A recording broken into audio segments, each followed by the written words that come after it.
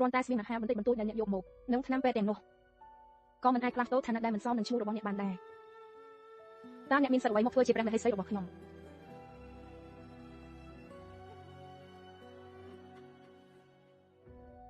ម្យ៉ាងវិញទៀតស្មានដែលអ្នកយកមកនោះក៏មិនអាចផ្លាស់ប្ដូរអ្នកបានដែរតើអ្នកមានសិទ្ធិអ្វីមានសិទ្ធិធ្វើជាព្រះមហេសីរបស់ខ្ញុំ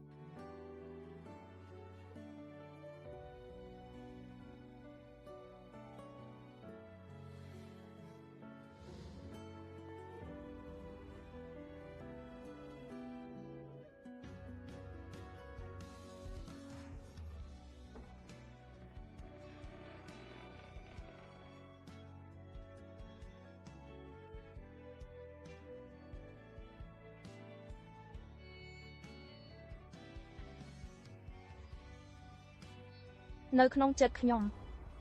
យប់នេះនៅក្នុងចិត្តខ្ញុំខ្យល់បក់បោកពពកក្រសាត់បន្សល់ទុកនៅអនុស្សាវរីយ៍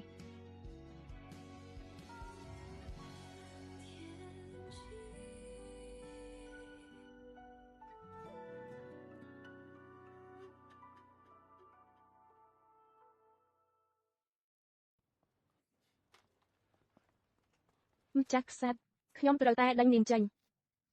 ព្រះរាជបញ្ជាគ្រាន់តែឲ្យដកទ័ពចេញពីទីក្រុងកើឆាំប៉ុណ្ណោះមិនបាននិយាយរឿងរៀបការនយោបាយទេហេតុអ្វីត្រូវដេញកញ្ញាលីឲ្យទៅវិញខ្ញុំនៅប្រឆាំងនឹងព្រះរាជបញ្ជា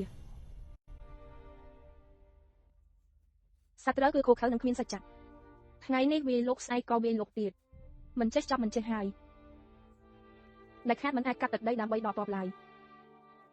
ប៉ុន្តែសត្រូវមានកម្លាំងទ័ពច្រើនជាងយើង20ដងសង្គ្រាមនេះគឺស្លាប់ច្រើនជាងរស់ប៉ុន្តែនាងមិនគួរមកប្រត់ថយជីវិតជាមួយខ្ញុំទេ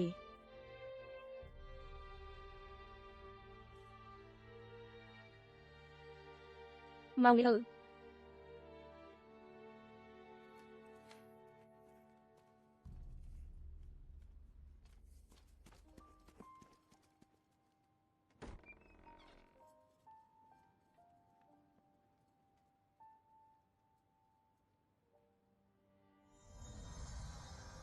ខ្ញុំមិនអរគុណអ្នកទេ愿王平定安，凯旋还朝，即帝意欲女子后宫，一生为留。你守着一位异国公主。ទីបំផុតខ្ញុំនឹងរៀបការជាមួយនាងជាមហេសីប្រាកដជាស្រឡាញ់នាងខ្លាំងណាស់មែនទេមើលទៅខ្ញុំពិតជាគួរតែត្រឡប់ទៅវិញហើយ